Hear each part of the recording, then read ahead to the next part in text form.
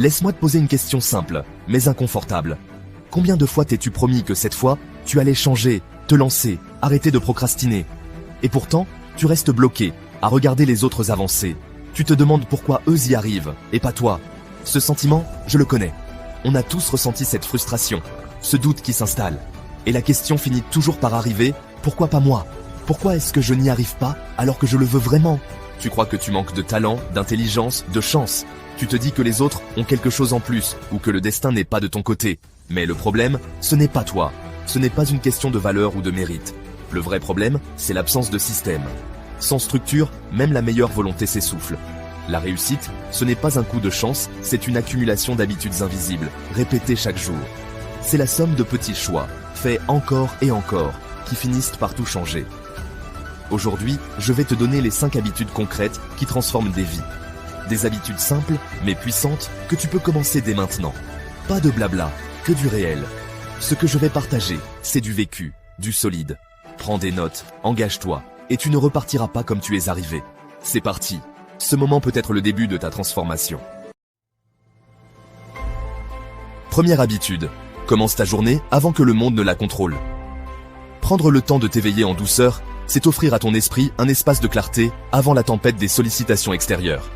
La plupart des gens se réveillent et attrapent leur téléphone. Résultat, stress, distraction, comparaison, dès le réveil. Tu te retrouves déjà à courir après le temps, alors que la journée commence à peine. Tu donnes le contrôle de ta journée à des notifications et aux attentes des autres. C'est comme si tu laissais la porte de ta maison grande ouverte à tout ce qui veut entrer. Les personnes qui réussissent protègent leur première heure. Pas de téléphone, pas de mail, pas de news. Elles créent une bulle de tranquillité pour elles-mêmes. Juste du silence, de la présence à soi. Ce moment de calme est un cadeau que tu t'offres chaque matin. Prends 15 minutes pour méditer, écrire, lire ou simplement savourer un café en silence. Même quelques minutes suffisent pour changer ton état d'esprit. Fixe ton intention pour la journée. Quelle est la chose la plus importante à accomplir? Visualise-toi en train de réussir cette action. Ce moment te permet de passer du mode passager au mode pilote. Tu prends la barre, tu choisis ta direction. Tu ne réagis plus, tu crées ta journée. Tu deviens l'architecte de ton quotidien. Commence avec clarté et calme. C'est un avantage énorme. Peu importe ce qui t'attend, tu as déjà pris de l'avance. Dès demain, laisse ton téléphone dans une autre pièce. Tu verras la différence dès les premiers jours. Accorde-toi 10 minutes rien que pour toi. Ce temps est précieux, il t'appartient.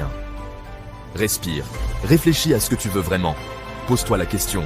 Qu'est-ce qui compte le plus pour moi aujourd'hui? Ne laisse pas un algorithme décider de ton humeur. Reprends la main sur ton énergie et ton attention. Cette première heure est le gouvernail de ta journée.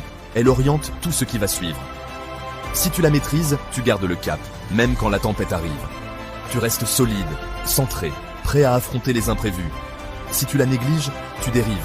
Tu laisses les événements décider à ta place. La discipline du matin, c'est la fondation de tout. C'est non négociable. Reprends le volant. Commence demain. Et rappelle-toi, chaque matin est une nouvelle chance de te rapprocher de la vie que tu veux vraiment. Fais de ton réveil un rituel sacré et observe la transformation jour après jour. Deuxième habitude, agir même sans motivation. On attend tous d'être inspirés, mais la motivation est capricieuse. Elle n'est jamais là quand on en a besoin. Si tu attends d'avoir envie, tu n'agiras presque jamais. Les personnes qui réussissent ne comptent pas sur la motivation, elles comptent sur la discipline. Elles agissent même quand c'est difficile, même quand elles n'en ont pas envie. L'action précède la motivation, pas l'inverse. C'est en faisant ce que tu repousses que tu crées la motivation. Chaque fois que tu tiens ta promesse, tu renforces ta confiance en toi. Le succès, c'est des milliers de petites actions répétées dans l'ombre. Choisis l'action la plus simple. Mets tes chaussures pour courir. Ouvre ton document pour écrire. L'élan viendra après. La discipline, c'est le pont entre tes rêves et leur réalisation.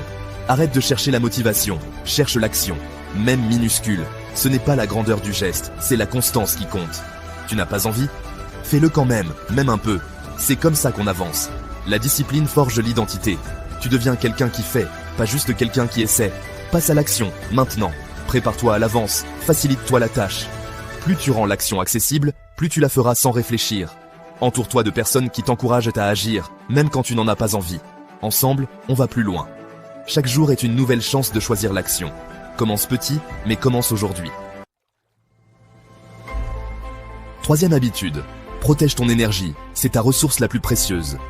Sans énergie, même les plus grandes ambitions restent des rêves inachevés. Le temps ne sert à rien sans énergie pour l'utiliser. Tu peux avoir tout l'emploi du temps du monde, mais sans vitalité, tu n'avances pas. Les personnes qui réussissent gèrent leur énergie avant leur agenda. Elles savent que chaque tâche demande un certain niveau d'attention et de force intérieure. Première fuite, les autres. Certaines relations te nourrissent, d'autres te vident. Éloigne-toi des vampires énergétiques, ceux qui te tirent vers le bas. Prends conscience de l'impact des personnes qui t'entourent. Entoure-toi de gens qui te motivent, qui croient en toi. Leur énergie positive est contagieuse et te pousse à donner le meilleur de toi-même. Deuxième fuite. L'incapacité à dire non. Dire oui à tout, c'est s'oublier soi-même. Chaque oui inutile est un non à tes propres rêves. Apprends à reconnaître tes priorités et à les défendre. Apprends à dire non pour protéger ce qui compte vraiment. C'est un acte de respect envers toi-même. Troisième point, prends soin de ton corps et de ton esprit. Ton bien-être est la fondation de ton énergie. Bien dormir, bien manger, bouger, c'est la base. Ne néglige jamais ces piliers, même dans les périodes chargées. Fais un audit. Qu'est-ce qui te donne de l'énergie? Note ce qui te ressource, même les petites choses du quotidien. Qu'est-ce qui t'en prend? Identifie les habitudes ou situations qui te fatiguent inutilement. Fais plus de ce qui t'élève. Élimine ce qui t'épuise. C'est un choix quotidien, un engagement envers toi-même. Ton énergie construit ta réussite future. Ne la gaspille pas. C'est ton carburant. Protège-le. Rappelle-toi, chaque jour, tu as le pouvoir de choisir où tu investis ton énergie. Fais-en ta priorité, et ta vie changera. Cinquième habitude, avance, même lentement. On veut tout de suite, mais le succès, c'est la somme de petits pas constants. La constance bat le talent, l'intelligence, la chance. Comme le tailleur de pierre, sans coup, sans résultat, puis la pierre cède.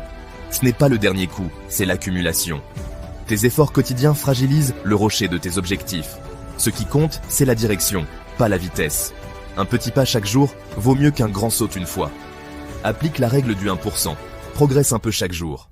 Ce 1% paraît insignifiant, mais il change tout sur un an. La lenteur constante devient une force puissante. Ne te compare pas à ceux qui sont déjà loin. Concentre-toi sur ton prochain pas, juste le suivant.